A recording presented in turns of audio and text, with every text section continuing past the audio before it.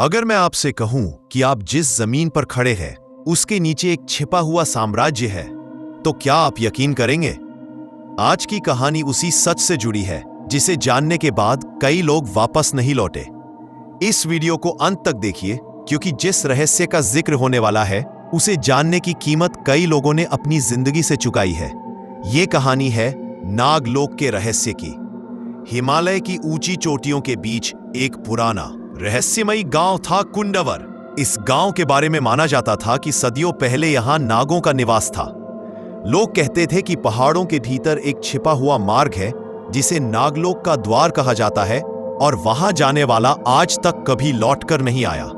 गांव के लोग इन बातों पर कम लेकिन डर पर ज्यादा यकीन करते थे। दिल्ली में रहने वाला अर्नव हमेशा से पुराने रहस्यों पर डॉक्यूमेंट्री बनाता था। एक दिन उसे डाक से एक फटा हुआ प्राचीन नक्शा मिला।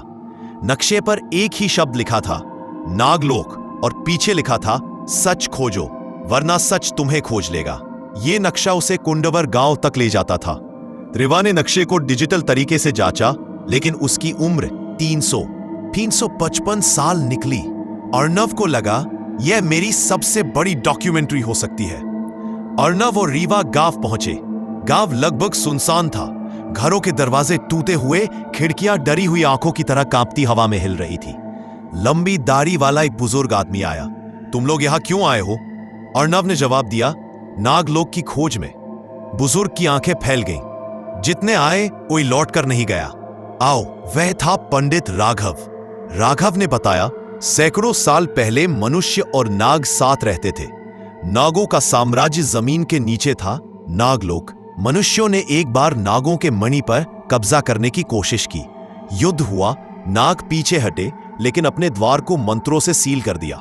उन्होंने कहा, जिस दिन मनुष्य फिर से लालच करेगा, नागलोक का द्वार खुल जाएगा और धरती रोएगी। फिर राघव ने एक चौंकाने वाली बात कही, नागलोक का द्वार आज भी गांव के पास मौजूद है, पर उसे खोलने के लिए वही नक्शा चाहिए जो आज तुम्हारे पास है। अर्नव और रीवा एक दूसरे को देखने लगे। गांव में रुकना पड़ा। रात में सन्नाटा। फिर दूर पहाड़ी से आती एक फुसफुसाहट, अर्नव वापस जाओ, पर आवाज इंसानी नहीं थी। कभी पत्थरों पर रेंगने की, कभी पानी में सरकने की धुन। रीवा घबराकर बोली, किसने नाम लिया? अर्नव ने कैमरा उठाया, यही तो रिकॉर्ड करना है। अगली सुबह नक्शे के अनुसार दोनों जंगल के अंदर गए। पेड़ों पर अजीब चिन्ह बने थे, सांप की आकृति, त्रिशूल और एक प्रतीक जो थरता हुआ लगता था। नक्शे का आखिरी निशान एक झरने के पीछे रुका। अर्नव ने पानी को हटाकर देखा। पीछे एक विशाल सांप नक्काशी वाला पत्थर का द्वार था। जैसे ही नक्शा पत्थर पर रखा, धरती कांप उठी। एक गहरी गूंज, नागलोक का द्वार खुल रहा है। द्वार धीरे धीरे खुलने लगा। द्वार के भीतर एक लंबी सुरंग थी। दीवारें चमक रही थी, मानो छोटे छोटे जुगनू पत्थरों में कैद हो। एक बिंदु पर सुरंग दो रास्तों में बट गई।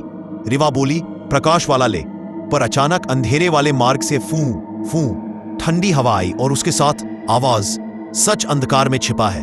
अर्नव अंधेरे वाले मार्ग पर चल पड़ा। कुछ दूरी पर एक विशाल स्तंभ के आगे एक मानव आकृति खड़ी थी, पर उसकी आंखें सांप जैसी थी, त्वचा हल्की चमकदार नीली।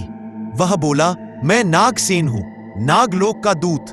तुमने द्वार खोलकर संतुलन तोड़ा है। अब या तो रहस्य समझो या यही खो जाओ। अर्नव ने कैमरा चालू किया। नागसेन ने बताया, नाग मनुष्य नहीं बल्कि पृथ्वी के सबसे पुराने प्राणी हैं। वे पृथ्वी के अंदर ऊर्जा को संतुलित रखते हैं। मनुष्य की लालच भरी दुनिया उन्हें सतह पर आने नहीं देती। अगर कभी नागलोक उजागर हो गया, पृथ्वी का ऊर्जा संतुलन टूट जाएगा। फिर उसने अर्नव को चेतावनी दी, जो सच तुम खोज रहे हो उसे दुनिया जान नहीं सकती। अर्नव बोला, मैं इस सच को दुनिया तक पहुंचाऊंगा। नागसेन हंसा, तभी तो तुम खतरे में हो। नाग माता तुम्हारी प्रतीक्षा कर रही है। विशाल गुफा, केंद्र में एक चमकीला नीला प्रकाश। हजारों क्षुद्र नाग चट्टानों पर बैठे थे। बीच में एक सिंहासन, सिंहासन पर नाग माता, उनकी आंखें गहरी, आवाज तेज, मनुष्य, तुमने हमारे द्वार को क्यों जगाया? अर्नव ने सच बता दिया, सिर्फ डॉक्यूमेंट्री के लिए। नागमाता उठी, मनुष्य का यही अभिशाप है, वह हर सच को मनोरंजन बना देता है।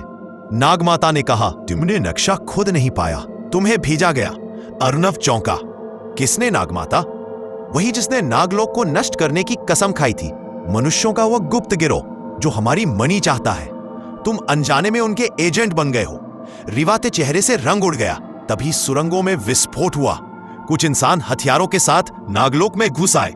उनका नेता बोला, मनी दो वरना यह साम्राज्य खत्म। लड़ाई शुरू हो गई। नागसेन और हजारों नाग हथियारबंद मनुष्यों के खिलाफ। अर्नव और रीवा बीच में फंस गए। अर्नव चिल्लाया, मैं इंसान हूं लेकिन मैं तुम्हारा दुश्मन नहीं।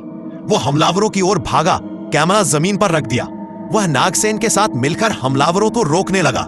रीवा भी उसके पीछे दौड़ी। लड़ाई भीषण थी। आखिरकार हमलावर भाग गए। नागमाता बोली, तुमने आज नागलोक को बचाया है, लेकिन अब यह दुनिया यह सच कभी नहीं जान पाएगी। अगर तुम नागलोक का रहस्य बताओगे, मनुष्य फिर आएंगे और युद्ध होगा। अर्नव ने कैमरा उठाया, कुछ पल देखा और उसे तोड़ दिया। मैं सच जानता हूं, पर इसे सुरक्षित रखना ही मेरी डॉक्यूमेंट्री है। नागमाता मुस्कुराई, अब तुम नागलोक के रक्षक हो। अर्नव और रीवा बाहर आए। द्वार स्वयं बंद हो गया। पहाड़ में भूकंप सा आया और दरवाजे की नक्काशी गायब हो गई। अब वहां साधारण पत्थर था। अर्नव ने कहा, यह रहस्य अब सिर्फ हमारे अंदर है। रीवा ने पूछा, हम दुनिया को क्या बताएंगे? अर्नव मुस्कुराया कि नागलोक सिर्फ एक किंवदंती है, लेकिन दोनों जानते थे कि नागलोक सचमुच मौजूद है। रात में तंबू में सोते समय बाहर से एक धीमी आवाज आई, धन्यवाद। रक्षक अर्नव ने आंखें खोली, टॉर्च बाहर मारी। घास पर एक नीला चमकदार नाग चिन्ह रखा हुआ था। स्क्रीन धीरे धीरे ब्लैक हो जाती है। आपको रहस्यमयी कहानी अच्छी लगी हो तो चैनल को सब्सक्राइब करना, लाइक करना और कमेंट जरूर करना।